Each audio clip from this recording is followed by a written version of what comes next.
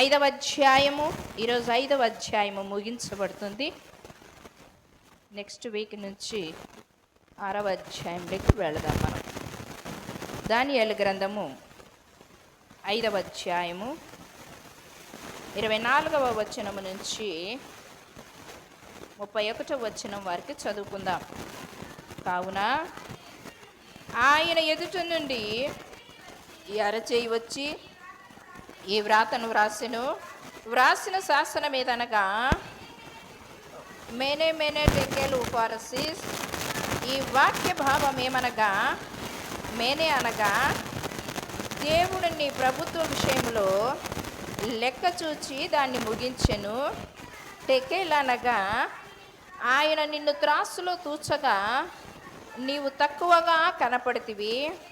పెరేష్ అనగా నీ రాజ్యము నీ యొద్ద నుంచి విభాగించబడి మాదీయులకును పారసీకులకును ఇయ్యబడెను. బెల్షస్సరు ఆజ్ఞయగా వారు దానియేలుకు ఊదారంగు వస్త్రమును తొడిగించి అతని మెడను బంగారము హారపు చేసి వేసి ప్రభుత్వము చేయుటలో అతడు 3వ అధికారి అని చాటించిరి. ఆ రాత్రి అందే కల్దీయుల రాజుగు బెల్షస్సరు హతుడాయను. మాదీయుడకు దర్యావేషు 62 సంవత్సరముల వాడై సింహాసనమును ఎక్కెను. ప్రార్థన చేసుకుందాం. మిక్కిలిగా ప్రేమిస్తున్న మా ప్రియ పరలోకపు తండ్రి, పరిశుద్ధుడానికి స్తోత్రం చెల్లించుకుంటున్నాము. ఈ పునరుత్థాన దినమందు నీ మందిరావరణలో చేరి నిన్ను స్తుతించి ఆరాధించి గణపరుచుకునే భాగ్యమును మాకు ఇచ్చిన విధానాన్ని బట్టి నీకు స్తోత్రం నా తండ్రి. దానియేలు గ్రంథంలో ఉన్నటువంటి మర్మాలను మీరు మాకు బయలుపరుస్తున్నందుకు ప్రభువా నా తండ్రి లెక్కలేని కృతజ్ఞతాస్తుతులు చెల్లిస్తున్నాం నా తండ్రి. ఇప్పుడు చదవబడిన లేఖన భాగాన్ని కూడా మీరు మాకు విరిచి వడ్డించి మీరు మహిమ పొందుమని, నన్ను మరుగుపరిచి మీరు మహిమ పొందుమని యేసు శక్తి కలిగిన నామమును బట్టి అడిగి వేడుకొంటున్నాము నా తండ్రి, ఆమేన్. దానియేలు గ్రంథంలో ఈ 5వ అధ్యాయము చివరి 24వ వచనం నుంచి 31వ వచనాన్ని వరకు మనం చూసుకున్నట్లయితే, దానియేలు గ్రంథంలో బెల్షస్సర్ రాజు దేవునికి వ్యతిరేకంగా ప్రవర్తించడం వలన కలిగిన భయంకరమైనటువంటి తీర్పు. రాజు విషయంలోనే కాక మనందరి విషయంలో కూడా దేవుడు లెక్క చూచి ముగించే దేవుడై ఉంటున్నాడు. మన జీవితాలు లెక్క చూచి ముగించే దేవుడై ఉంటున్నాడని లేఖనము మనకి దానియేలు గ్రంథం ద్వారా తెలియపరుస్తుంది. కనుక ఆ లెక్క చూచి ముగించకముందే ఆ బెల్షస్సర్ రాజుకే కాక మనందరికీ కూడా లెక్క చూచి ముగించే దేవుడై ఉంటున్నాడు. లెక్క చూసేటువంటి దేవుడై ఉంటున్నాడు. కనుక ఆయన లెక్క చూసి ఆ యొక్క లెక్కను ముగించకముందే, ఆ త్రాసులో తూచి తేలకముందే మన జీవితాలను సరిచేసుకోవాలని, మన జీవితాలను సరిదిద్దుకోవాలని యెహోవా దేవుడు మనకు దానియేలు గ్రంథం ద్వారా కొన్ని విషయాలను నేర్పిస్తూ వస్తూ ఉన్నారు. అదే రీతిగా మనం చూసినట్లయితే దానియేలు గ్రంథంలో ఈ 5వ అధ్యాయం, ఎవరు అక్కడ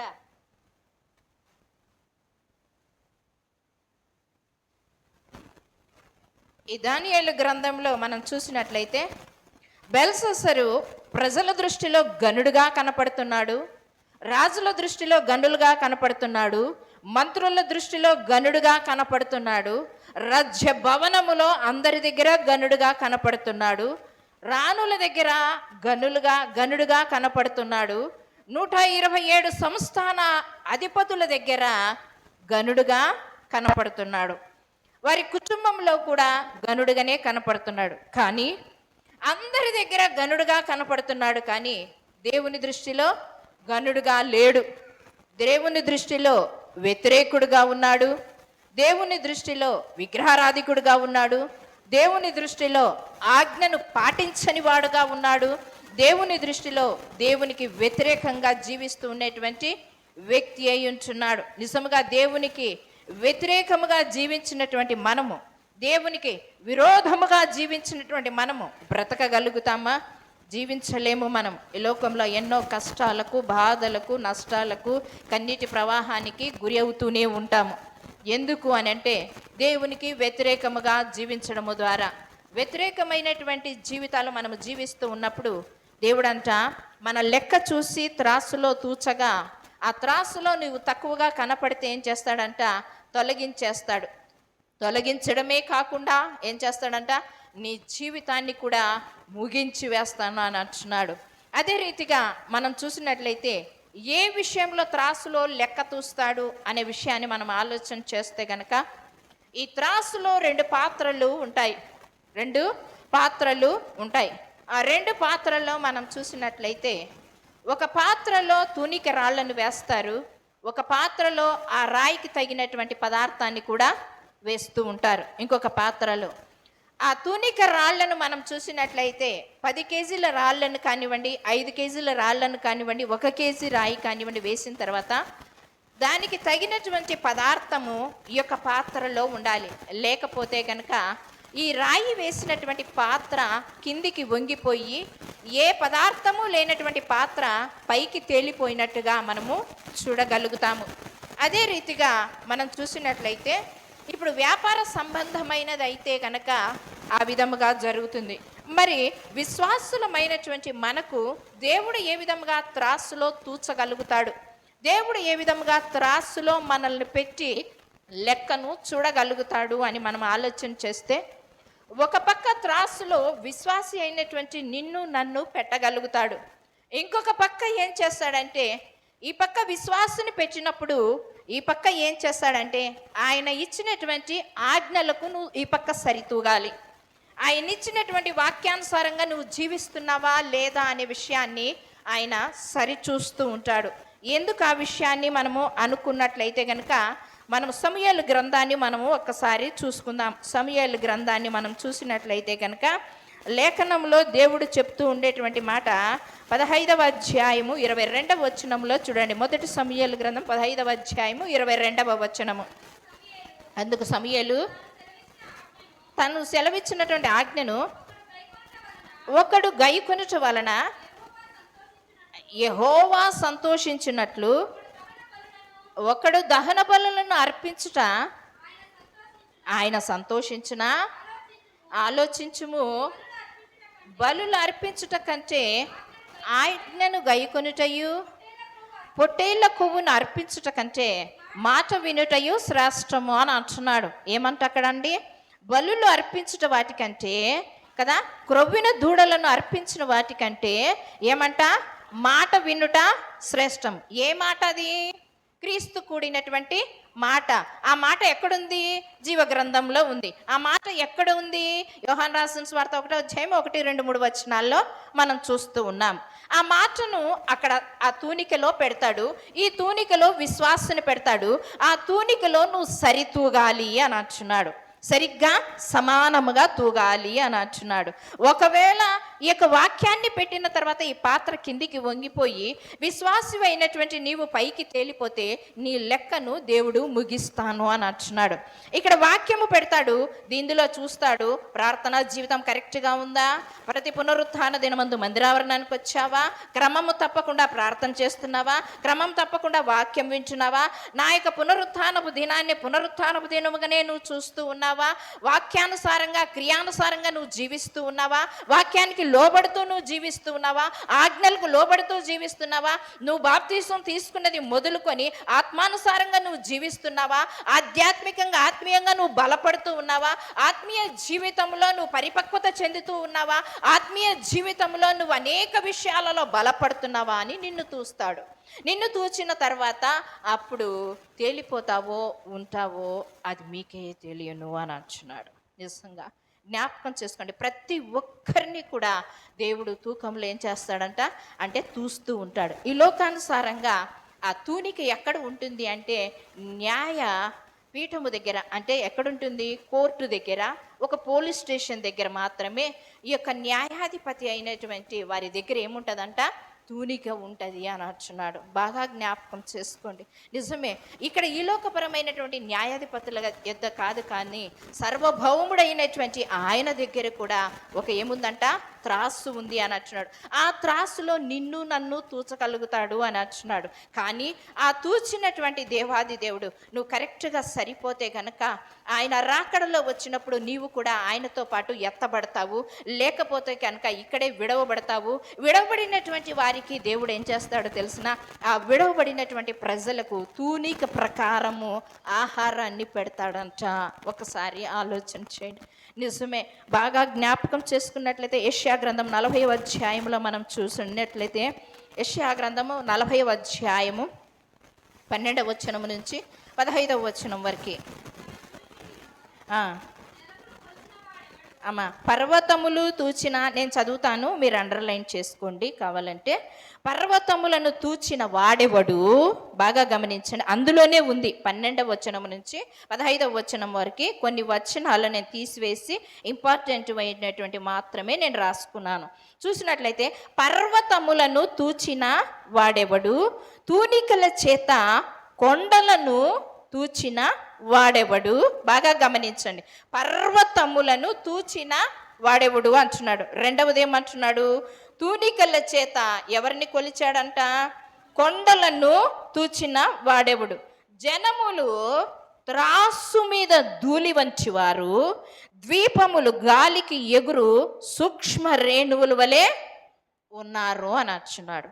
ఆయన చెయ్యి ఆయన తూనిక చేత ఏమి కొలుస్తూ ఉన్నాడంటండి, పర్వతాలను కొండలను కొలుస్తూ ఉన్నాడంట. అంటే కొండలను పర్వతాలను కొలిచేటువంటి తూనిక, కొండలను పర్వతాలను కొలిచేటువంటి హస్తము ఆయనకి ఉంది అని అంటే, అంత గొప్ప హస్తము ఆయనకు ఉంది అని అంటే, హస్తమే అంత గొప్పగా ఉందన్నప్పుడు ఆయన ఎంత గొప్పవాడో ఒక్కసారి మీరు ఆలోచించండి. ఎవరైనా కానీ ఈ లోకంలో పర్వతాలను తుయ్యగలుగుతాడా, కొండలను తుయ్యగలుగుతాడా? ఆలోచించండి. అందుకే యెషయా ప్రవక్త మనకు ఆ మాటను సెలవిస్తూ ఉన్నాడు. తర్వాత యోబు భక్తుడు కూడా ఒక మాట అంటున్నాడు. 31వ అధ్యాయము 6-7 వచనాల్లో మనం చూసినట్లయితే, యోబు భక్తుడు దేవునితో సంభాషణ చేస్తూ మాట్లాడుతూ ఉండేటువంటి మాట ఇది. ఏమని మాట్లాడుతున్నాడంటే, నేను యథార్థవంతుడనై ఉన్నానని దేవుడు తెలుసుకొనున్నట్లు న్యాయమైన త్రాసులో ఆయన నన్ను ఏం చేస్తాడంట, తూచునుగాక అంటున్నాడు. అంటే అంతకు ముందు యోబు న్యాయమైనటువంటి వాడు అని ఆయనకు తెలియదా? ఆయన చూస్తేనే ఆయన తెలుసుకోగలుగుతాడా? బాగా గమనించండి. కానీ ఇక్కడ చెప్తున్నటువంటి మాట ఏమని చెప్తున్నాడంటే, నేను యథార్థవంతుడనై, అంటే ఒక విషయంలోనే కాదు కానీ అన్ని విషయాలలో యథార్థవంతుడనై ఉన్నాను అని అంటాడు. కొంతమంది కొన్ని విషయాలు దాస్తూ ఉంటారు కదా, కొన్ని విషయాలు దాస్తూ ఉంటారు, మరుగుగా ఉంచుతూ ఉంటారు, బహిర్గతం చేయరు. వాటిని బహిర్గతం చేయకపోవడం ద్వారా కూడా చాలా తప్పు అని ఇక్కడ లేఖనం సెలవిస్తూ ఉంది. యోబు భక్తుడు అంటాడు, నేను యథార్థవంతుడనై, అంటే ప్రతి విషయంలో తల్లి గర్భమున పడినది మొదలుకొని ఇప్పుడు దేవుడితో నేను మాట్లాడేంత వరకు నేను ఎంత యథార్థవంతుడుగా ఉన్నానో ఆయన తెలుసుకొనున్నట్లు నన్ను ఆయన త్రాసులో తూచగా. హిజ్కియా భక్తుడు ప్రార్థన చేస్తున్నాడు. ఏమని ప్రార్థన చేస్తున్నాడు? అంతకుముందు యెషయా ప్రవక్త వచ్చి హిజ్కియాతో ఏమన్నాడు, నీవు మరణం అవుతున్నావు, నీ ఇంటిని ఏం చేయాలా, చక్కబరుచుకోమంటున్నాడు. నీవు మరణం అవుతున్నావు, నీ ఇంటిని ఏం చేయాలంటున్నాడు, చక్కబరుచుకోమంటున్నాడు. వెంటనే ఇంటిని చక్కపరుచుకోవడానికి, డాక్యుమెంట్స్ని తీసుకోవడానికి లోపలికి వెళ్ళలేదు, కానీ ఇంటిని చక్కపరుచుకోవడానికి ప్రతి ఒక్కరికి, భార్యకు పిల్లలకు అన్నీ చెప్పడానికి వెళ్ళలేదు, కానీ రాజ్య పరిపాలనలో తన రాజ్య పరిపాలన గురించి ప్రజలకు చెప్పడానికి వెళ్ళలేదు. కానీ ఏం చేశాడో తెలుసా? ఏ ప్రవక్త ద్వారా అయితే ఆ మాటను విన్నాడో, విన్నటువంటి ఆయన, ఆ ప్రవక్తకు ఎవరు సెలవిచ్చారు? జీవము కలిగిన దేవుడు సెలవిచ్చాడు. ఆ సెలవిచ్చినటువంటి ఆ దేవుని దగ్గర, అంటే యెషయా ప్రవక్తతో మాట్లాడలేదు కానీ, మనుషులతో మాట్లాడలేదు కానీ ఎవరితో మాట్లాడుతున్నాడు? రాజులతో మాట్లాడలేదు, తన పుత్ర సంతానముతో మాట్లాడలేదు, కానీ ఎవరితో మాట్లాడుతున్నాడంట తెలుసా? గోడ తట్టు తిరిగి, అంటే యెరూషలేము తట్టు తిరిగి ఆయన ఏం చేస్తున్నాడంట? ప్రార్థన చేస్తున్నాడంట. యెరూషలేము తట్టు తిరిగి కన్నీటితో ఆయన ఏం చేస్తున్నాడంట? ప్రార్థన చేస్తున్నాడు. నేను యథార్థవంతుడనై నీ సన్నిధిలో నేను ఎట్లు నడుచుకొంచునో నీకు తెలియను. నేను యథార్థవంతుడై నేను ఎట్లా నడుచుకున్నానో, నా జీవితం ఏ విధంగా ఉందో, నా నడవడిక ఏ విధంగా ఉందో, నా మాట తీరు ఏ విధంగా ఉందో, నా ప్రవర్తన ఏ విధంగా ఉందో, నా క్రియా విధానం ఏ విధంగా ఉందో, నేను తల్లి గర్భమున పడినది మొదలుకొని ఎంతవరకు, తల్లి గర్భమున పడినది మొదలుకొని ఎంతవరకు నీ దృష్టికి ఏ విధముగా నడుచుకున్నానో నీకు తెలుసును ప్రభువా. నాది తప్పు ఉన్నట్లయితే నా ఆయుష్ని తీసివేసుకో, నాది తప్పు లేనట్లయితే నీ దృష్టికి ఏది అంగీకారంగా ఉంటుందో దాని ప్రకారం చేయమని అన్నప్పుడు, అప్పుడు దేవుడు ఎన్ని సంవత్సరాల ఆయుష్నిచ్చాడండి? 15 సంవత్సరాల ఆయుష్ని. మరల వెంటనే యెషయా ప్రవక్త ఇంకా గవిని దాటలేదు, గవిని దాటక ముందే మరల యెషయా ప్రవక్తతో దేవుడు మాట్లాడుతూ, ఇదిగో హిజ్కియాకి నేను మరలా 15 సంవత్సరాల ఆయుష్ను నేను పొడిగిస్తున్నాను, నువ్వు పోయి మరలా హిజ్కియాకు ఆ మాటను సెలవిచ్చు అని అన్నప్పుడు వెంటనే యెషయా ప్రవక్త, ప్రభువా ఇప్పుడే కదా నాయనా నువ్వు చెప్పిండేది ఆయుష్ను తీసేస్తానని, మరలా ఇప్పుడు ఆయుష్ను పొడిగిస్తానంటే ఆ హిజ్కియా రాజు ఏమ్రా నాతో ఆడుకుంటున్నావా అని అంటాడేమో అని అన్నాడు. అక్కడ అనలేదు. ఎందుకు అనలేదు తెలుసా? ఎందుకు ఆ మాటను మనమైతే అంటాం ఆ మాట, ఏమో ఆడుకుంటున్నావా, ఇప్పుడే వచ్చి నువ్వు చనిపోతావు అని చెప్పావు, మరలా కాసేపటికే ఒక అర్ధ గంటకే వచ్చేసి మరలా 15 సంవత్సరాల ఆయుష్ని ఇస్తానని అంటున్నావు అని అంటాడు. కానీ యెహోవా దేవుడు చెప్పాడు అంటే అందులో మర్మం ఏమై ఉన్నదో, అందులో రహస్యం ఏమై ఉన్నదో ఆయనకే సమస్తమును తెలుసునని యెషయా ప్రవక్త ఆయన చెప్పిన మాటను అంగీకరించి లోబడి మరలా ఎక్కడికి వచ్చాడు? హిజ్కియా దగ్గరికి వచ్చాడు. హిజ్కియా దగ్గరికి వచ్చి హిజ్కియాతో చెప్తున్నాడు ఆ మాట. నిజంగా జ్ఞాపకం చేసుకోండి. ఇక్కడ యోబు భక్తుడు ఏం చేస్తున్నాడు? 31వ అధ్యాయం 6-7 వచనాల్లో చూసినట్లయితే, నేను యథార్థవంతుడని ఈ దృష్టికి నేను ఏ విధంగా నడుచుకొచ్చినో కదా అంటున్నాడు కదా. దేవుడు తెలుసుకున్నట్లు న్యాయమైన త్రాసులో, ఏమంట? న్యాయమైన త్రాసులో ఆయన నన్ను తూచును గాక అని అంటున్నాడు. ఆయన నన్ను తూచును గాక. ఈ లోకపరమైనటువంటి మనుషులు తూనికను వేస్తారు. కాయగూరలు కానీ, చేపల మార్కెట్ కానీ, మటన్ మార్కెట్ కానీ, బియ్యం వాళ్ళు కానీ, సరుకుల వాళ్ళు కానీ తూనికను వేస్తారు. ఆ తూనికను వేసినప్పుడు ఏం చేస్తారంటే, వాళ్ళ బంధుమిత్రాదులు వచ్చినప్పుడు, వాళ్ళ స్నేహితులు వచ్చినప్పుడు ఒక రీతిగా తూనికను వేస్తారు. అదే పరాయి వాళ్ళు వచ్చినప్పుడు వేరే వాళ్ళు వచ్చినప్పుడు ఆ తూనికను వేరే వేస్తూ ఉంటారు కదా. ఆ మాటను కూడా దేవుడు పరిశుద్ధ గ్రంథంలో రాశారు. సామెతల గ్రంథంలో చూడండి 20వ అధ్యాయము 23వ వచనంలో చూడండి చెప్తూ ఉన్నాడు. సామెతల గ్రంథము 20వ అధ్యాయము 23వ వచనాన్ని ఒకసారి ఏమంటండి? వేరు వేరు తూనిక రాళ్ళు. వేరు వేరు తూనిక రాళ్ళు అంటే మీ లెక్కలో ఏమనుకుంటారు? మీ లెక్కలో ఏమనుకుంటారు? వేరు వేరు తూనిక రాళ్ళు అంటున్నాడు. అంటే ఏమంటారు? అట్లా అనుకుంటారు అని మీరు అనుకుంటారు కదా, అని మీరు అనుకుంటారు. వేరు వేరు రాళ్ళు అని అంటే చేపల దగ్గరికి పోయి మీరు చూడండి, చేపల దగ్గరికి పోయి చూడండి కదా. వెనకల ఆ రాయికి సీల్ వేసింటారు గవర్నమెంట్ వాళ్ళు. ఏ సంవత్సరానికి ఆ సంవత్సరానికి సీల్ ఉంటుంది. ఆ సీల్ ముద్ర ఉంటుందో లేదో ఖచ్చితంగా మనం చూడాలి. చూడకోకుండా ఎప్పుడువో వాళ్ళు ఏం చేస్తారో తెలుసా? అరగ తీసుకొని వచ్చి పాత రాళ్లను తీసుకొని వచ్చి వాళ్ళు ఏం చేస్తారు? తూనికను వేస్తూ ఉంటారు. మా దగ్గరికి ఒక చేపల ఆమె వస్తుంది, పాతకొచ్చి చెరువు నుంచి ఒక ఆమె వస్తుంది, గంపలో చేపలన్నీ తీసుకొని వస్తుంది. వచ్చిన తర్వాత కరెక్ట్గా మా ఇంటికి వచ్చిన తర్వాత ఆ పాత రాళ్ళు దాచిపెట్టేస్తుంది, దాంట్లో కింద అంతా దాచిపెట్టేది. సార్ పట్టుకుంటారు ఖచ్చితంగా రాళ్ళు వెనకాల సీల్ ఉందా లేదా అని అన్నీ చూస్తాడనమాట. అందుకు ఒకరోజు ఏం జరిగిందంటే ఇట్లే మోసం చేసింది. ఎందుకు 2 కిలోలు తీసుకున్నాము ఫిష్, ఒక్క పూటకు కూడా రాలేదు, ఆమె తూకం తక్కువ వేస్తుందని మరలా నెక్స్ట్ మంగళవారం వచ్చినప్పుడు ఆ తూనిక రాళ్ళని చూసిన తర్వాత, సార్ నిజంగా నేను మోసం చేశాను, ఇదో సేవకులకు నువ్వు మోసం చేయకూడదు చూడు, తప్పు, కానీ తక్కువగా కావాలంటే ఒక 5 రూపాయలు ఎక్కువ తీసుకో, అంతేకాని సేవకుల దగ్గర ఎవరి దగ్గర కానీ నువ్వు మోసం చేయొద్దమ్మా. నువ్వు ఎట్లా ఈ తూకంలో నువ్వు మోసం చేస్తున్నావో దేవుడు కూడా నిన్ను అదే రీతిగా తూకంలో కొలుస్తాడు తల్లి, ఆ విధంగా చేయవద్దు నువ్వు అని సార్ చెప్పిన తర్వాత మరలా నిజమే సార్, ఇదిగో సార్ ఈ కొత్త రాళ్ళు ఈ పాత రాళ్ళు అని చెప్తుంది. చూడమ్మా, ఆ రాయి ఈ తూకంలో వెయ్యి, కొత్త రాళ్ళు ఈ తూకంలో వెయ్యి, ఎంత తేడా ఉందంటే 1/4 కేజీ తేడా ఉంటుంది సార్. 1/4 కేజీ. ఆ 1/4 కేజీకి దేవునికి లెక్క చెప్పాలి కదా నువ్వు. కాల్ కేజీకి అమ్మ పొట్టకూటి కొరకు నేను వచ్చాను, ఒక 10 రూపాయలు ఎక్కువ ఇవ్వండి అని నువ్వు తీసుకో, లేదు అని చెప్పలేదు. యథార్థవంతురాలవై తీసుకో, కానీ మోసంతో కూడిన పని ఎప్పటికీ చెయ్యొద్దు. ప్రజలను నువ్వు మోసం చెయ్యొచ్చు, దేవుణ్ణి నువ్వు మోసము చెయ్యలేవు. ఎప్పటికీ కూడా దేవుణ్ణి నువ్వు మోసం చేయలేవు. జాగ్రత్త సుమి అని అన్నప్పుడు మా ఇంటి దగ్గరకు వచ్చేటప్పుడు కొత్త రాళ్ళే తీస్తుంది, కానీ మరి ఏ ఇంటికి పోయినప్పుడు ఏ రాళ్ళు తీస్తుందో నాకు తెలియదు. కానీ ఖచ్చితంగా మాత్రం మా ఇంటి దగ్గరకు వచ్చినప్పుడు ఖచ్చితంగా ఆ రాళ్ళు తీస్తుంది. నిజమే అక్కడ చెప్తున్నటువంటి మాట. వేరొక తూనిక రాళ్ళు, ఇప్పుడు అర్థమైందా? వేరొక తూనిక రాళ్ళు అంటే కేజీవి కాదు, 2 కేజీలు కాదు, 5 కేజీలు కాదు. ఇక్కడ దేవుడు చెప్తున్న సత్యం ఏమంటే 20వ అధ్యాయము 23వ వచనంలో చెప్తున్నటువంటి మాట ఏమంటున్నాడు? వేరు వేరు తూనిక రాళ్ళు యెహోవాకు హేయములు.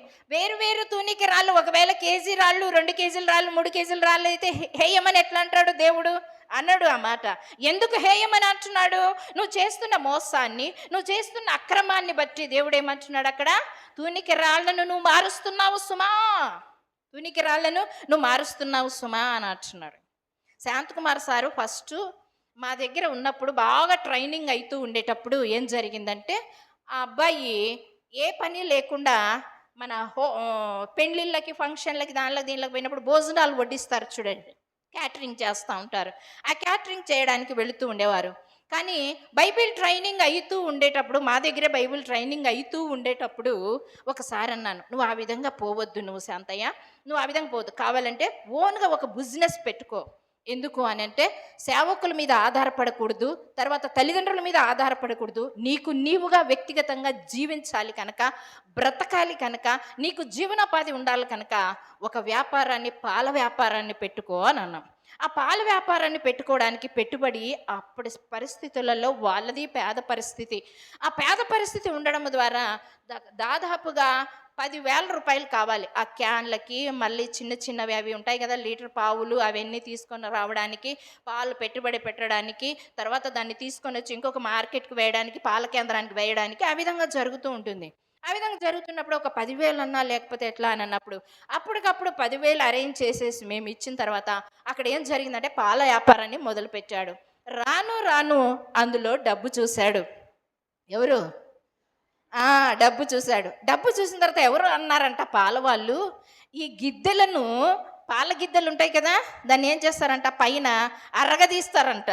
పైన ఏం చేస్తారంట, కిందన్నా పైనన్నా అరగదీస్తారంట. అంటే కొలత పాలు ఏమవుతాయంట, తక్కువగా వస్తాయంట.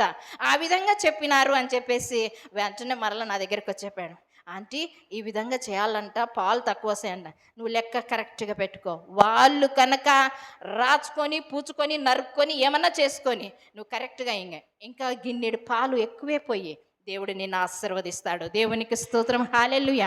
నువ్వు గిద్దెలను అరగదీయొద్దు, పావులను అరగదీయొద్దు, కొలతను అరగదీయొద్దు, పొయ్యడంలో తక్కువ చేయొద్దు, ఏది చేయొద్దు. నువ్వు నిండుగా ఆ కుటుంబానికి దేవుడు నిన్ను నిండుగా నింపే దేవుడు ఇచ్చినాడు. దేవునికి స్తోత్రం, హల్లెలూయా. నిజంగా ఆ బిజినెస్లో కొన్ని లక్షలు సంపాదించాడు. దేవునికి స్తోత్రం, హల్లెలూయా. నిజంగా ఒక నెలలోనే దాదాపుగా 10 లీటర్లు అమ్మేటువంటి బిడ్డ 50 లీటర్లు, 100 లీటర్ల దాకా వెళ్ళిపోయాడు. తర్వాత సంవత్సరం లోపలే 1000 లీటర్ల దాకా వచ్చేసాడు. నిజంగా జ్ఞాపకం చేస్తున్నాను. ఎందుకు? కొలతలో తక్కువ లేదు, కొలతలో పొరపాటు లేదు, కొలతలో న్యాయబద్ధంగా ఉంది. దేవుడు న్యాయంగా అతన్ని ఆశీర్వదించాడు. దేవునికి స్తోత్రం, హల్లెలూయా. తర్వాత పూర్తిగా బైబిల్ స్టడీ అయిపోయి సర్టిఫికెట్ తీసుకున్న తర్వాత ఆ వ్యాపారాన్ని వదిలిపెట్టేసి దేవునికి సమర్పించుకున్నారు. నిజంగా జ్ఞాపకం చేసుకోండి. ఆ విధముగా తూనిక రాళ్లల్లో వేరువేరు తూనిక రాళ్ళు ఉండకూడదు అని అంటున్నాడు. యెహోవాకు హేయము, దొంగ త్రాసు అనుకూలము కాదు. దొంగ త్రాసు, కొంతమంది దాని కింద చింతపండు పెట్టింటారంట, దాని కింద ఏం పెట్టింటారంట, చింతపండు కూడా పెట్టింటారంట, తూకము తక్కువ రావడానికి. ఏవో వాళ్ళ ఆలోచనలు అంతవరకే. నువ్వు ఎన్ని ఆలోచన చేసినా నీ బ్రతుకు అంతే, నీ బ్రతుకు అంతే. న్యాయంగా నువ్వు చేసినట్లయితే గనక న్యాయంగానే దేవుడు ఆశీర్వదిస్తాడు. నిజంగా ఇటువంటి పనులన్నీ చేయకూడదని దేవుడు తన భక్తుల ద్వారా మనకు తెలియచేస్తున్నాడు. కానీ నువ్వు ఈ రీతిగానే నడుచుకున్నట్లయితే, ఈరోజు నీకు వాక్యం చెప్పబడింది, ఈరోజు నీకు వాక్యం తెలియపరచబడింది, కానీ అయినప్పటికీ నీ తూకాలలో అవే రీతిగా తప్పులు చేస్తూ ఉన్నట్లయితే నువ్వు ఏ విధంగా కొలవబడతావు తెలుసా? లాస్ట్లో నీ భోజన పదార్థాలు కూడా తూకముతో నువ్వు కొనగలుగుతావంట. ఆ మాటను కూడా దేవుడు సెలవిస్తున్నాడు. చూడండి, ప్రకటన గ్రంథం 6వ అధ్యాయము 5-6 వచనాల్లో చూడండి. ప్రకటన గ్రంథము 6వ అధ్యాయం పేజ్ నంబర్ చెప్పి మీరు చదవండి. తీసుకోలేనటువంటి వాళ్ళు తొందరగా తీసుకోలేరు కనుక ప్రకటన గ్రంథము 6వ అధ్యాయము 5వ వచనము. ప్రకటన గ్రంథంలో దేవుడు సెలవిస్తున్నటువంటి మాట, ఆయన 3వ ముద్రను విప్పినప్పుడు రమ్ము అని 3వ జీవి చెప్పుట వింటిని. నేను చూడగా ఇదిగో ఒక నల్లని గుర్రము కనపడెను. దాని మీద ఒకడు త్రాసు చేత పట్టుకొని కూర్చుండి ఉండెను. మరియు దేనారమునకు ఒక సేరు గోధుమలనియు, దేనారం అంటే అర్ధ రూపాయికి ఏమిస్తున్నాడంట? 50 పైసలకి ఒక సేరు గోధుమలనియు, దేనారమునకు 3 సేర్లు యవలనియు. యవల అంటే బార్లీ బియ్యం, గోధుమలు కాదు, బార్లీ బియ్యం అంటారు. యవల అంటే బార్లీ బియ్యము అని అంటారు. ఆ బార్లీ బియ్యం ఏమంటున్నాడు అక్కడ? దేనారమునకు ఏమంటున్నాడు? ఒక సేరు గోధుమలనియు, దేనారమునకు 3 సేర్లు యవలనియు, నూనెయు ద్రాక్షారసమును పాడు చేయను ఉద్దేశించి. బాగా జ్ఞాపకం చేసుకోండి. ఈ విధంగా ఉంటుంది అంటున్నాడు. నువ్వు విడవబడిన తర్వాత, ఆయన రాకడ వచ్చిన తర్వాత ఆయన తూనిక ప్రకారం ఆహారాన్ని ఇస్తాడు అంట. లేవి కాండం 26వ అధ్యాయం 26వ వచనంలో చూడండి. లేవి కాండము, మోషే రాసినటువంటి లేవి కాండము 26వ అధ్యాయము 26వ వచనము. అయితే 26వ అధ్యాయము 26వ వచనం, నేను మీకు ఆహారమును అనగా మీ ప్రాణాధారమును తీసివేసిన తర్వాత 10 మంది స్త్రీలు, జాగ్రత్తగా వినండి, 10 మంది స్త్రీలు ఒక పొయ్యిలోనే మీకు ఆహారము వండి తూనిక చొప్పున ఆహారం మీకు మరలా ఇచ్చేదరు. ఇచ్చిన తర్వాత ఆహారాన్ని నువ్వు తింటావే కానీ తృప్తిగా ఉండవు అంట. ఆహారాన్ని తూనిక ప్రకారం దేవుడు ఏం చేస్తాడంటే నీకింత నీకింత నీకింత నీకింత నీకింత. ఇశ్రాయేలు ప్రజలకు ఐగుప్తు దేశం నుంచి బయటికి పంపించినప్పుడు నిర్గమకాండంలో మనం చూసినట్లయితే ఓమేరు చొప్పున వాళ్ళకి ఏమి ఇచ్చారంట? మన్నాన్ని ఇచ్చారంట. ఒక కొలత ప్రకారం ఇచ్చారు.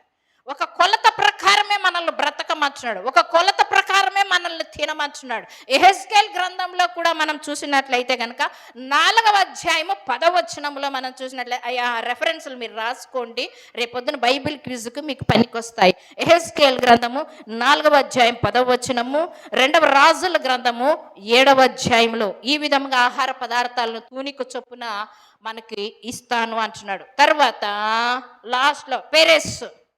ఇప్పుడు మనం ఏం చూసాము? టెకేల్ అనేటువంటి విషయాన్ని మనం విన్నాం. రెండవదిగా ఈ యొక్క వాక్య భాగంలోని ఏం చెప్తున్నా అంటే ఫెరెస్. దానియేలు గ్రంథం 5వ అధ్యాయం 27వ వచనంలో చూసుకుందాం మనం. ఫెరెస్ అనగా నీ రాజ్యముని యొద్ద నుండి విభాగింపబడి మాదీయులకును పారసీకులకును ఇయ్యబడెను. ఫెరెస్ అనగా ఏమంట? ఇయ్యబడెను అని అంటున్నాడు. ఏమంటున్నాడు? నీవు త్రాసులో తూచగా తక్కువగా కనపడితివి కనుక నీ యొక్క రాజ్యాన్ని, నీ యొక్క ఆధిపత్యాన్ని, నీ యొక్క అధికారాన్ని తీసివేసి ఎవరికి ఇస్తాడంట? వేరొకరికి ఇస్తారంట. వేరొకరికి ఇస్తారు అని అంటున్నాడు. ఇక్కడ బాగా చూడండి, వాక్యంలో మనం చూసినట్లయితే చెప్పినటువంటి మాట, లెక్కలు చూచి ముగించేటువంటి దేవుడు కనుక ఆయన నీ లెక్క నా లెక్క చూచిన తర్వాత మన జీవితంలో జరిగేటువంటి సంఘటన మనది ముగించిన తర్వాత ఇంకొకరికి అప్పగిస్తాను అని అంటున్నాడు. అది ఏ విధంగా అప్పగిస్తాడు అనే విషయాన్ని ఒక 2-3 అంశాలను మనము తెలుసుకోవడానికి ప్రయత్నం చేద్దాం. మనం ఇశ్రాయేలు ప్రజలకు మొదటి రాజు ఎవరమ్మా? అక్కడ ఇశ్రాయేలు ప్రజలకు మొదటి రాజు సౌలు. ఇశ్రాయేలు 12 గోత్రాలకి రాజు ఎవరు? మొదటి రాజు సౌలు. ఆ సౌలు మొదట ఏం చేసేవాడంటే తండ్రి యొక్క గాడిద బొమ్మలు తప్పిపోయినప్పుడు దాన్ని వెతికేటువంటి వాడు అని లేఖనం ఉంది కదా. సౌలు గాడిద బొమ్మలను, తండ్రి యొక్క గాడిద బొమ్మలను తప్పిపోయినప్పుడు ఆ కుమారుడే ఆ గాడిదల కోసము వెళ్ళినట్టుగా మనం చూస్తూ ఉన్నాం. బాగా గమనించండి, రాజు దగ్గర సైనికులు ఉండరా?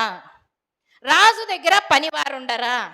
కేవలము తన కుమారుణ్ణి పంపించాడు అని అంటే, వెతక వెళ్ళాడు అని అంటే గనక బాగా గమనించండి. అంటే అతడు ఏమిటికి పనికి రానివాడని. యెషయి కుమారులకి ఎంతో మంది ఉన్నారు, కానీ లాస్ట్ చివరి వాడైనటువంటి దావీదుకి అక్కడ యెషయి ఏం చేశాడంట, గొర్రెలు కాచేటువంటి పనిని అప్పగించాడు. ఎందుకు అప్పగించాడు? చివరివాడు, ఎందుకు పనికి రానివాడు, సరిగా చదువుకోలేనటువంటి వాడు, సరైనటువంటి మాటను విననటువంటి వాడు, కనుక వీడు ఎందుకు సరిపోతాడు అని అంటే గనక గొర్రెలను కాయడానికి మాత్రమే సరిపోతాడు అని సొంత తండ్రే మిగతా కుమారులను సౌలు దగ్గర యోధులుగా ఉంచినటువంటి ఆయన చివరి వాడైనటువంటి దావీదుకు మాత్రం ఏం చేశాడంట, గొర్రెలు కాసేటువంటి పని అప్పగించాడు. అదే రీతిగా ఇక్కడ సౌలు కూడా తన తండ్రి యొక్క గాడిద భవములను తప్పిపోయినప్పుడు ఏం చేశాడంట, వెదక వెళ్ళినట్టుగా మనం చూస్తున్నాం. అంటే తప్పిపోయినటువంటి ఆ గొర్రెలను వెతుకుతూ దారి వెంబడి తిరుగుతూ పచారలు కొట్టుకుంటూ మనం చూసినట్లయితే అల్లరి మూక దగ్గర గిజ్జోను ఏ విధముగా ఉన్నాడో అదే రీతిగా ఉండేవాడేమో. అందుకే ఇటువంటి వ్యక్తిని దేవుడు ఏం చేశాడో తెలుసా, ఏవో తప్పిపోయిన గొర్రెలను వెతుకుతూ వెళుతున్నటువంటి వ్యక్తిని తీసుకొని వచ్చి ఎక్కడ పెట్టాడంట, సింహాసనం మీద పెట్టాడు. ఆ సింహాసనం మీద పెట్టిన తర్వాత దేవునికి విధేయుడై నడుచుకోవలసినటువంటి ఈ వ్యక్తి, దేవునికి ఇష్టానుసారంగా నడుచుకోవలసినటువంటి ఈ వ్యక్తి, ఈ సింహాసనము నువ్విచ్చిన భాగ్యమే, ఈ కిరీటము నీవిచ్చిన భాగ్యమే, ఈ రాజదండము నీవిచ్చినటువంటి భాగ్యమని దేవుని నామాన్ని పొగుడుతూ దేవుని నామాన్ని స్మరణ చేసుకుంటూ ఉండవలసినటువంటి వ్యక్తి దేవుడు చెప్పిన మాటను తిరస్కరించేసి ఏం చేశాడో తెలుసా, కొద్ది రోజులకి వ్యతిరేకంగా నడుచుకున్నాడు. దేవునికి వ్యతిరేకంగా నడుచుకోవడం ద్వారా దేవుడు ఏం చేశాడో తెలుసా, తన సింహాసనాన్ని సమూయేలు ప్రవక్త ద్వారా సౌలుకు సెలవిచ్చి చెప్తుండేటువంటి మాట, సౌలా, నీ రాజ్యాన్ని నీ చేతిలో నుంచి తీసివేసి నీకు విరోధి అయినటువంటి ఇంకొక వ్యక్తికి, అంటే పగవాడైనటువంటి వాడు కానీ లేకపోతే వేరొక వ్యక్తి కానీ, ఆ వ్యక్తికి ఏం చేస్తున్నామంట, ఆ సింహాసనాన్ని దేవుడు ఇస్తాను అని అంటున్నాడు అని చెప్పేసి. అంటే దేవుని ఇచ్చినటువంటి సింహాసనము, దేవుడు ఇచ్చినటువంటి అధికారము, దేవుడు ఇచ్చినటువంటి ఆధిపత్యము, దేవుడు ఇచ్చినటువంటి ఉద్యోగము, దేవుడు నీకు ఇచ్చినటువంటి సంఘములో ఒక అధికారము, సంఘములో నీకు ఇచ్చినటువంటి పెద్దతనము నువ్వు ఏ విధంగా కాపాడుకుంటున్నావు? దేవునికి ఇష్టంగా కాపాడుకుంటున్నావా? దేవునికి ఇష్టంగా ఆ యొక్క క్రియలు చేస్తున్నావా? దేవుడు నీకు అప్పగించిన దానిలో దేవునికి నమ్మకంగానే ఉన్నావా? జ్ఞాపకం చేసుకో. సౌలు నమ్మకముగా లేడు, సౌలు దేవునికి ఇష్టడుగా లేడు, సౌలు దేవునికి ప్రీతికరముగా లేడు, వ్యతిరేకుడైపోయాడు. అంటే సింహాసనం ఎక్కిన తర్వాత గర్వం వచ్చింది, సింహాసనం ఎక్కిన తర్వాత తన ఆధిపత్యం నాకంటే ఇంకొకడు లేడు అన్నట్టుగా విర్రవీగే తత్వము మనసులో అహంభావం ఏర్పడిపోయింది. అమాలేకీలందరినీ సంహరించమన్నప్పుడు సంహరించలేదు, గొర్రెలను సంహరించలేదు, కొవ్వినటువంటి వాటిని దాచుకున్నాడు. అతను దాచుకున్న తర్వాత సమూయేలు అంటున్నాడు, దేవుడు చెప్పిన పని నువ్వు అంతా చేశావా? సమూయేలు అమాలేకీలను పూర్తిగా నాశనము చేయమని చెప్పినప్పుడు నువ్వు చేశావా? చేశాను. మరి ఆ రంకెలు ఏమి వినబడుతున్నాయి? ఎద్దుల రంకెలు, గొర్రెల రంకెలు, కొవ్వు పట్టిన రంకెలు అవి వినబడుతున్నాయే అని అంటే సౌలు అంటాడు, ఏమంటాడు, బలి అర్పించడానికి, యెహోవా దేవుని బలి అర్పించడానికి క్రొవ్వినటువంటి వాటిని, బాగా ఉన్నటువంటి వాటిని నేను తీసుకొని వచ్చాను అంటాడు. నేను తీసుకొని వచ్చాను అంటే దేవుడు బలి అర్పించుకోవడానికి తనకు కావాలి అనుకుంటే తనే చెప్తాడు కదా, అందులో నుంచి ఇవి వేరుపరచు అని చెప్తాడు. కానీ దేవుడు చెప్పకముందే ఈయనేం చేశాడు, తొందరపాటుతనంతో చేసేసాడు. అంటే దేవుడు చెప్పింది మనం చేయాలనా, లేకపోతే మానవ ఆలోచనతో మనం చేయాలనా? జ్ఞాపకం చేసుకో. నిజమే, దేవుని మాట వినాలనా, నీ మాట వినాలనా? పేతురుభక్తుడు అంటాడు, పేతురుభక్తుడు ఒక మాట అంటాడు, రోమీల దగ్గర ప్రస్తావన వచ్చినప్పుడు ఒక మాట మాట్లాడతాడు, మీ మాట వినాలనా, దేవుని మాట వినాలనా? మీ అధికారానికి లోబడాలనా, దేవుని అధికారానికి లోబడాలనా? దేవుని అధికారానికి లోబడితే మేము జీవించగలుగుతాము, నిత్య రాజ్యంలో చేరగలుగుతాం. నీ మాటకు మేము లోబడినట్లయితే ఈ లోక పరిపాలన వరకే ఉంటుంది, అంతవరకే. కానీ మా జీవితము ముగించిన తర్వాత మా బ్రతుకులు నరకంలో ఉంటాయి. మేము దేవుని మాటనే వింటాము, మీకు లోబడవలసిన అవసరం లేదు, దేవునికే లోబడతాము అని అన్నారు ఆనాటి శిష్యులు. మరి సౌలు కూడా ఆ మాట అనవలసిన వాడు, సౌలు కూడా ఆ మాటను ప్రస్తావించవలసిన వాడు. అయ్యా, సమూయేలు ప్రవక్త ద్వారా సెలవిచ్చావు, నేను అమాలేకీయులందరినీ నాశనం చేశానయ్యా, అమాలేకీయులందరినీ తుత్తునీయులుగా సంహరించేశానయ్యా, వాళ్ళు మాకు శత్రువులని చెప్పావు కదా, మాకు విరోధముగా ఒక బల్యములాగా ఉంటారని చెప్పావు కదా, అందునిమిత్తమే వాళ్ళని సర్వంగా సమూల నాశనం చేశానని చెప్పవలసిన సౌలు కొన్ని దాచుకున్నాను అంటున్నాడు. కొన్ని దాచుకున్నాను. ఒకసారి జ్ఞాపకం చేసుకోండి. దేవుడు చెప్పిన మాటను అంగీకరించండి, దేవుడు చెప్పిన మాటను అంగీకరించండి, వాక్యం చెప్పిన మాటను అంగీకరించండి, వాక్యం ఏమి బోధిస్తుందో అంగీకరించండి, దానికి లోబడండి. వ్యతిరేకమైన పనులు చేయడం ద్వారా సౌలు వ్యతిరేకమైన పనులు చేశాడు, సౌలు వ్యతిరేకమైన నడవడికి నడిచాడు, సౌలు వ్యతిరేకమైన ఆలోచన చేశాడు, సౌలు వ్యతిరేకమైన తలంపులు చేశాడు. అందుకు సౌలుని ఏం చేశాడు దేవుడు తెలుసా? ఆ సింహాసనం మీద నుంచి దించి గొర్రెలు కాచుకునేటువంటి దావీదును సింహాసనం ఎక్కించాడు. కొద్ది రోజులకే సౌలును సింహాసనము దించేదే కాకుండా ఫిలిస్తీన్ల చేతిలో తను తన కుమారులు అందరూ హతమయ్యే రీతిగా దేవుడు చేసేసాడు. దేవునికి స్తోత్రం, హల్లెలూయా. దేవుడు చెప్పిన మాటను మనం లోబడడానికి ప్రయత్నం చేద్దాం. అందుకే అంటున్నాడు, ఇది ఫెరాసిస్ కాదా, మెనెటెకెల్ ఉఫారసిస్ కాదా? ఇది ఉఫారసిస్ అంటే ఏం చేయన్నాడు? నీ రాజ్యాన్ని పూర్తిగా తీసివేసేస్తున్నాడు. ఉఫారసిస్ జ్ఞాపకం చేసుకోండి, నిజమే, ఇది ఉపారసిస్ కాదా? ఇస్కరియోతు యూదాను ఒక్కసారి జ్ఞాపకం చేసుకుందాం. ఇస్కరియోతు యూదాను మనం చూసుకున్నట్లయితే యేసు ప్రభు శిష్యులలో ఒక్కడుగా యేసు ప్రభుతో తిరుగుతూ ఉన్నాడు. బాగా జాగ్రత్త వినండి. రెండో పాయింట్ ఇది. యేసు ప్రభు శిష్యులలో ఒక్కడుగా తిరుగుతూ ఉన్నాడు ఇస్కరియోతు యూదా. ఇస్కరియోతు యూదాకు యేసు ప్రభు వారు ఎంతో ప్రేమించాడు. యేసు ప్రభు వారు ఇస్కరియోతు యూదా సేవలో ఉన్నటువంటి పరిచర్యల మెలకువలన్నీ చెప్తూ వచ్చాడు. పరిచర్య ఈ విధంగా చేయాలి, ప్రార్థన ఈ విధంగా చేయాలి, సహవాసం ఈ విధంగా నడిపించుకోవాలి, అందరినీ ఈ విధంగా ప్రేమించాలి అనే విషయాలు శిష్యులకు అందరికీ చెప్తూ ఉన్నాడు. ఇస్కరియోతు యూదాకు కూడా చెప్తూనే ఉన్నాడు, అన్ని చెప్తూనే ఉన్నాడు. శిష్యులందరిలోకెల్లా, బాగా వినండి, శిష్యులందరిలోకెల్లా ఇస్కరియోతు యూదాకు ఒక ప్రాముఖ్యమైన స్థానాన్ని ఇచ్చాడు. ఏమిటి అంటే కనుక, అందరూ వేస్తూ ఉండేటువంటి కానుకను తన సంచిలో వేసుకోమని ఒక సంచిని ఏం చేశాడంట? ఇస్కరియోతు యూదాకు అప్పగించేశాడు. ఇస్కరియోతు యూదాకు అంటే ప్రభు ఎంత నమ్మకం ఉంటే ఇస్కరియోతు యూదాకు ఆ యొక్క ఛాన్స్ ఇచ్చింటాడు, ఆ తాళం ఇచ్చింటాడు, ఆ బ్యాగ్ ఇచ్చింటాడు. ఒకసారి జ్ఞాపకం చేసుకోండి కదా. ఆ విధముగా ఇచ్చిన తర్వాత ఇస్కరియోతు యూదా ఎందుకు ఆ యొక్క సంచిని అప్పగించాడు అనే విషయాన్ని ఇస్కరియోతు యూదా గ్రహించలేకపోగా ఆ ఇస్కరియోతు యూదా అందరూ వేస్తున్నటువంటి కానుకలలో నుంచి కొద్దిగా కానుక దొంగతనం చేస్తూ వచ్చాడంట, కొద్దిగా కానుకను తీసివేసుకుంటూ వచ్చాడంట. ఎవరికి తెలియదులే, శిష్యులకు తెలియదులే, ప్రభువుకు తెలియదులే, ప్రజలకు తెలియదులే, వేసిన వారికి తెలియదులే అని అనుకుంటున్నాడు. ఎవరు? ఇస్కరియోతు యూదా. ఇంతవరకు సంపత్ గారు ఒక పాట పాడారు. ఏం పాట అది?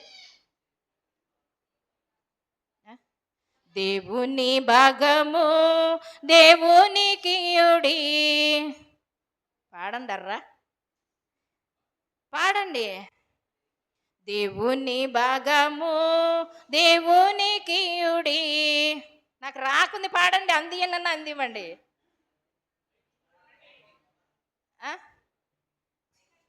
మైక్ ఇయ్యండి, సంపత్ గారికి ఇయ్యండి.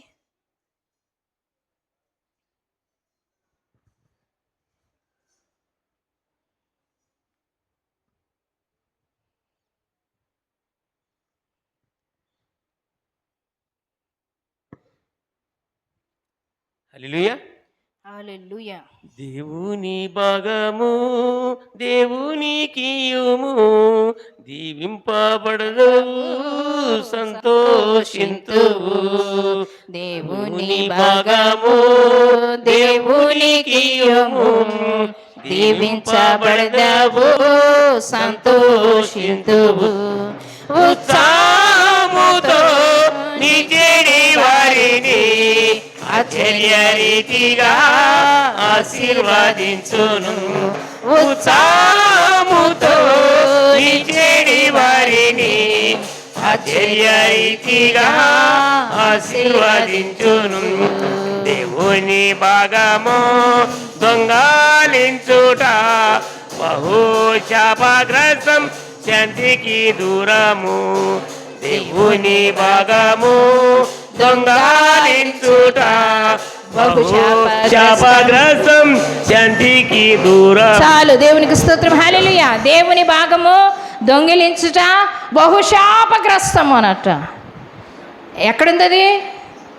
పాటలోనే భక్తుడు రాశాడు, వాక్యంలోనే రాయబడింది కదా. ఇప్పుడు ఎవరు దొంగతనం చేశారు? ఇస్కరియోతు యూద. ఇస్కరియోతు యూద ఎవరు? యేసు ప్రభు శిష్యుడు, యేసు ప్రేమించిన శిష్యుడు, యేసు ప్రభు శిష్యులలో ఒకడు. ఆ ఒక్కనికి ఎంతో నమ్మకంతో ఆ సంచిని అప్పగించాడు. అప్పగించినటువంటి ఆయన ప్రభు చూస్తున్నాడా, శిష్యులు చూస్తున్నాడా, ప్రజలు చూస్తున్నాడా, నా భార్య చూస్తుందా, నా ఇంటి వారు చూస్తున్నారా అని అనుకోలేదు. అతను పిల్లి కళ్ళు మూసుకొని పాలు తాగుతూ నన్ను ఎవ్వరూ చూడలేదు అనుకుంటుంది. కళ్ళు తెరిచి చూస్తే అందరు చూస్తున్నారనేది తెలుస్తుంది అది కదా.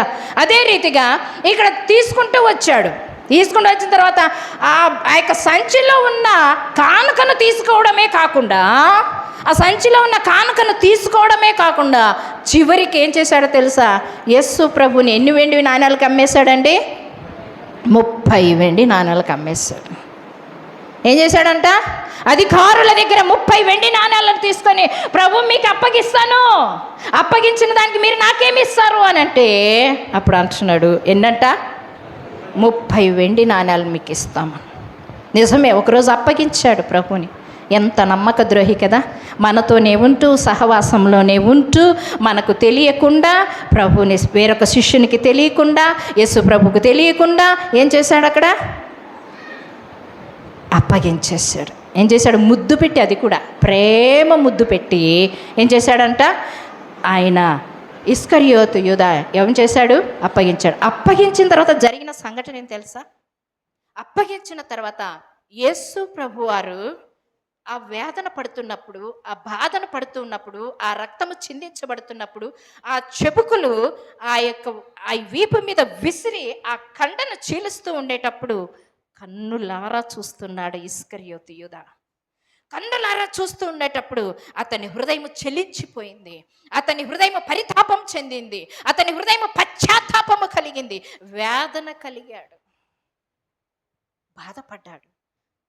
ఆ యొక్క కానుకలను, ఆ యొక్క 30 వెండి నాణ్యాలను తీసుకొని విసిరి పారేశాడంట. విసిరి పారేసిన తర్వాత మరలా తీసుకొని, ఇవి మందిరావరణంలో చెల్లకూడదని అధికారులు వాటిని తీసుకొని పోయి మరలా ఏం చేశారు? ఇస్కరియోతు యూదాకే అప్పగించారు. మందిరావరణంలో దుర్మార్గముగా, అన్యాయముగా సంపాదించినటువంటిది ఇక్కడ వెయ్యకూడదు అని చెప్పేసి దాన్ని మరలా తీసుకొని పోయి ఇస్కరియోతు యూదాకి ఇచ్చినప్పుడు, ఇస్కరియోత దాన్ని తీసుకొని పోయి ఏం చేశాడంట తెలుసా? ఒక చెట్టుకి తలకిందులుగా ఉరి వేసుకున్నాడు. అపోస్తుల కార్యం 1వ అధ్యాయంలో మనం చూసినట్లయితే 18వ వచనం. ఉరి వేసుకొని తలకిందులుగా ఉరి వేసుకున్నప్పుడు ఆ కడుపు ఏమైపోయిందంట? చీలిపోయి ఆ కడుపులో ఉన్న పేగులన్నీ బయటికి వచ్చేసి ఏం చేశాడు? రక్తపు భూమి, అకెల్దా అనబడినటువంటి భూమిగా పేరు పిలువబడింది. ఆ భూమిని పరదేశులు చూడండి ఆ వాక్యమును, అపోస్తుల కార్యము 1వ అధ్యాయము 18వ వచనంలో, ఈ యూదా ద్రోహము వలన సంపాదించిన రూకలనిచ్చి ఒక పొలము కొనెను. అతడు తలక్రిందులుగా పడి నడిమికి బద్దలైనందున అతని పేగులన్నీ బయటికి వచ్చెను. ఈ సంగతి యెరూషలేములో కాపురమున్న అందరికీ కూడా తెలియవచ్చెను కనుక ఏమంట? వారి భాషలో ఆ పొలము అకెల్దా అని అనబడినది, దానికి రక్తభూమి అనే అర్థము అని అంటున్నాడు. ఈ మాటను కూడా దేవుడు ఏం చేశాడంటే కీర్తన గ్రంథంలో దావీదు భక్తుని ద్వారా మొదటగానే ప్రవచనాన్ని ప్రవచించాడు. 109వ కీర్తన 8వ వచనంలో చూడండి. 109వ కీర్తన 8వ వచనం. వాని ఉద్యోగమును వేరొకడు తీసుకొని పోవును గాక, అతని ఇల్లు పాడగును గాక, వారిలో ఎవరునో కాపురం ఉండక పోవును గాక, అతని ఉద్యోగము వేరొకడు తీసుకొనును గాక. బాగా గమనించండి. ఇప్పుడు ఆ భూమిని కేవలము పరాయి దేశస్తులు వచ్చి ఏం చేస్తున్నారు? అక్కడ ఉంటూ ఉన్నారు. దేవుని దగ్గర అన్యాయమైనటువంటి సొమ్మును తీసుకున్న తర్వాత, న్యాయమైన సొమ్మును నువ్వు అన్యాయంగా తీసుకున్నట్లయితే, దేవుడు చెప్తున్నటువంటి మాట, అతడు ప్రాణమే పోయింది, ఆ డబ్బు పోయింది, ప్రాణాన్ని కూడా పోగొట్టుకున్నాడు. ఆ సంచి మరలా వేరొకనికి ఇవ్వబడింది. బాగా జ్ఞాపకం చేసుకోండి. అంటే నీ చేతిలో నుంచి, ఇది ఫారసీస్ అంటే నీ చేతిలో నుంచి నీ రాజ్యాన్ని, నీ చేతిలో నుంచి నీ అధికారాన్ని, నీ చేతిలో నుంచి నీ ఉద్యోగాన్ని, నీ చేతిలో నుంచి నీ పనిని, దేవుడు నీకు అప్పగించిన పనిని ఇంకొకరికి అప్పగిస్తాడు. ఒక సంఘంలో ఒక సంఘ కాపరి అన్యాయంగా ప్రవర్తిస్తున్నట్లయితే, అన్యాయంగా సంఘాన్ని నడిపిస్తూ ఉన్నట్లయితే, అన్యాయంగా కానుకలను భుజిస్తూ ఉన్నట్లయితే, ఆ సంఘ కాపరి ఆ స్థలంలో ఉండవలసిన వ్యక్తిని తీసివేసి ఆయన ఏం చేస్తాడో తెలుసా? చూస్తున్నటువంటి న్యాయాధిపతి, సార్వభౌముడైనటువంటి న్యాయాధిపతి ఆ స్థలములో నుంచి ఆయనను తొలగించేసి వేరొకరిని ఏర్పాటు చేస్తాడు. నిజమే, జ్ఞాపకం చేసుకోండి. ప్రధాన దూత అయినటువంటి లూసిఫర్ పరలోకంలో దేవుని సింహాసనము దగ్గర, మూడవది ఇది, పరలోకంలో దేవుని సింహాసనము దగ్గర చక్కగా పాటలు పాడుతూ, నాట్యమాడుతూ, ఆరాధన చేస్తూ, ఎంతో సుందరుడైనటువంటి ఆ లూసిఫర్, ఎంతో అందగాడైనటువంటి లూసిఫర్ పాటలు పాడుతూ ఉండేటువంటి వ్యక్తి, ఎంతో సంతోషంగా ఉండేటువంటి వ్యక్తి, తన అనుచరులు, తన స్నేహితులు, తనతో పాటు ఉండేటువంటి దూతలు అందరూ కలిసి ఆనందంగా ఉండేటువంటి వారు. ఒకరోజు లూసిఫర్ గర్వించాడు. యూదా గ్రంథంలో మనం చూసినట్లయితే 1వ అధ్యాయం, అది 1వ అధ్యాయమే, ఒకే అధ్యాయం ఉంటుంది. 6వ వచనంలో మనం చూసుకున్నట్లయితే అతని ప్రధానత్వమును, అతను ఏం చేసుకున్నాడంట? అతనికి ఇచ్చినటువంటి ఆశీర్వాదాన్ని, అతనికి ఇచ్చినటువంటి తలాంతును, అతనికి ఇచ్చినటువంటి కృపావరాన్ని, అతనికి ఇచ్చినటువంటి బహుమేళ్లను కూడా ఆయన ఏం చేశాడు? గర్వించి తొలగించుకున్నాడు. గర్వించాడు, అహంకారి వలె జీవించాడు. ఆ సింహాసనం నేనెక్కాలి అని అనుకున్నాడు, దేవుని సింహాసనాన్ని. బాగా జ్ఞాపకం చేసి అటువంటి ఆయనను ఏం చేశాడు తెలుసా? లూసిఫర్ను యెహోవా దేవుడు ఆకాశము నుంచి కిందికి పడద్రోశాడు. అతన్ని పడద్రోసేదే కాకుండా అతనితో పాటు ఆ పాపమును చేసినటువంటి వారు, అతనితో పాటు అతని స్నేహితులంతా, అతనితో పాటు తన మాటను అంగీకరించినటువంటి వారంతా కూడా ఆకాశం నుంచి కిందికి పడద్రోయబడ్డారు. తేజో నక్షత్రమా, ఆకాశం నుంచి నువ్వెట్లా ఊడిపడితివి అని అంటున్నాడు. బాగా జ్ఞాపకం చేసుకోండి. ఆ ఆధిపత్యాన్ని లూసిఫర్ ఆ స్థానాన్ని తీసివేసిన తర్వాత ఆ స్థానం ఎవరికి ఇచ్చాడంటే మిఖాయేలుకి ఇచ్చాడు. ఎవరికి ఇచ్చాడంట? మిఖాయేలు దేవదూతకి ఇచ్చాడు. జ్ఞాపకం చేసుకోండి. నిజమే, దేవుని దగ్గర ఉండి, దేవుని సహవాసంలో ఉండి, పరలోక రాజ్యంలో ఉండి, ఆయనతో పాటు స్తుతి ఆరాధనలు, గాన ప్రతిగానములు చేస్తూ ఉండేటువంటి ఆయన, అతి సుందరుడైనటువంటి ఆయన, సాతాను చాలామంది మసిపూసి నల్లబట్టలేసి చిత్రీకరిస్తూ ఉంటారు. కానీ అది కాదు. సాతాను బహు అందగాడు. ఒకరోజు ఎస్పీసీ చర్చిలో డ్రామా వేశారు. ఇదే ఆగస్టు 15 అప్పుడు ఎస్పీసీ చర్చిలో డ్రామా వేసినప్పుడు సార్ కూడా వెళ్ళారు. అప్పుడు నేను వేరే వరంగల్ ప్రాంతంలో ఉన్నాను. సార్ కూడా వెళ్ళినప్పుడు పిల్లలంతా కూడా ఇమ్మాన్యుయల్ టీచర్ అని మీకు తెలిసి ఉంటుంది, ఎస్పీజీలో కూడా వాళ్ళు మెంబర్స్గా ఉన్నారు. వాళ్ళ తమ్ముడు సూర్యము ఏం చేశాడంటే సాతాను డ్రెస్ వేశాడు. ఇక్కడ లైట్లు పెట్టేసి నల్లగా మసి పూసేసి, కందెను పూసేసి, నల్ల డ్రెస్ అంతా వేసేసారు. వేసిన తర్వాత వాడు బయటికి రాగానే మైక్లో నుంచి ఓ అని అరేస్తున్నారు. అందరూ సడన్గా గుండె పగిలినట్లయిపోయి నిశ్చేష్టులై చూస్తున్నారు. ఆ దృశ్యాన్ని చూసిన తర్వాత ఒకరోజు అనుకున్నాను, సాతాను ఈ విధంగా ఉండడు కదా, బహు అందగాడు. అంటే వాని ఆలోచనలు చీకటి ఆలోచనలు, వాని తలంపులు చీకటి తలంపులు, వాని నడవడిక చీకటి నడవడిక. అంతేకాని అతను మాత్రం అందగాడే. మనం అందగాళ్ళమే లేదని చెప్పడం లేదు, పైకి మేడిపండు లాంటి వాళ్ళమే మనము కూడా. ఆ విధంగా ఉండేటువంటి వారమే. కానీ మన హృదయము, మన అంతరంగము, మన ఆలోచన, మన హృదయ భావన అంతా చీకటి. అందుకే సాతాను ఆ విధంగా మనుషులు చిత్రీకరిస్తూ ఉన్నారు. బాగా జ్ఞాపకం చేసుకోండి. నిజంగా సాతాను పరలోకము నుంచి కిందికి ఎక్కువ పడద్రోయబడ్డాడు. ఆ యొక్క స్థలాన్ని ఎవరికిచ్చాడు? మిఖాయేలుకి ఇచ్చాడు. జ్ఞాపకం చేసుకోండి. నిజమే. ఆ విధముగా మన సంఘంలో కానీ, మన ఉద్యోగంలో కానీ, మన రాజకీయ నాయకంలో కానివ్వండి, ఒక ఉద్యోగరీత్యా కానివ్వండి, ఒక పదవిలో కానివ్వండి, ఒక అధికారంలో కానీ, సంఘ అధికారంలో కానీ, సంఘ ఆధిపత్యంలో కానివ్వండి, ఏ దాంట్లోనైనా దేవుడు నీకు ఒక ఆధిపత్యాన్ని ఇచ్చాడు అంటే, ఒక అధికారాన్ని ఇచ్చాడంటే అది న్యాయంగా పరిపాలన చేయడానికి, న్యాయంగా చేయడానికి నువ్వేం చేయాలంట? వినియోగించుకోవాలి. లేదంటే కనుక అన్యాయంగా ప్రవర్తించినట్లయితే నీ ఉద్యోగాన్ని తీసి వేరొకరికి ఇస్తాను అని అంటాడు. సౌలు యొక్క సింహాసనాన్ని తీసివేసి దావీదుకి ఇచ్చాడు. అదే రీతిగా లూసిఫర్ యొక్క స్థానాన్ని అక్కడ మిఖాయేలుకి ఇచ్చినట్టుగా మనం చూస్తూ ఉన్నాము. తర్వాత ఇస్కరియోతు యూదా స్థలములో నుంచి ఎవరికి ఇచ్చాడు? మత్తీయ, అపోస్తల కార్యంలోనే ఉంది, మత్తీయ అనేటువంటి సహోదరునికి ఆ శిష్యుడిగా ఉంచుకున్నట్టుగా మనము చూస్తూ ఉన్నాం. నిజముగా ఇదే ఉఫార్సిస్. నువ్వు తక్కువగా కనపడుతున్నావు, త్రాసులో తూచిన తర్వాత నువ్వు తక్కువగా కనపడుతున్నావు, అందుకే నీ రాజ్యం నీ చేతిలోంచి తీసివేసి వేరొకనికి ఇస్తున్నాము అని అంటున్నాడు. ఇదంతా అయిపోయిన తర్వాత, ఇదంతా జరిగిన తర్వాత రాజు ఏం చేస్తున్నాడో తెలుసా? ఇదంతా విన్నటువంటి ఆయన దానియేలు ఇదంతా వివరించి చెప్పాడు. వివరించి చెప్పిన తర్వాత బెల్షస్సరు మారు మనస్సు పొందాల్సిన వ్యక్తి, బెల్షస్సరు మనసు మార్చుకోవలసిన వ్యక్తి, బెల్షస్సరు తన హృదయాన్ని మార్చుకోవలసిన వ్యక్తి ఏం చేశాడో తెలుసా? దానియేలుకు కంఠ కిరీటాన్ని ఇచ్చాడు, 3వ ఆధిపత్యాన్ని ఇచ్చాడు, అన్నీ ఇచ్చాడే కానీ దేవుని మాత్రం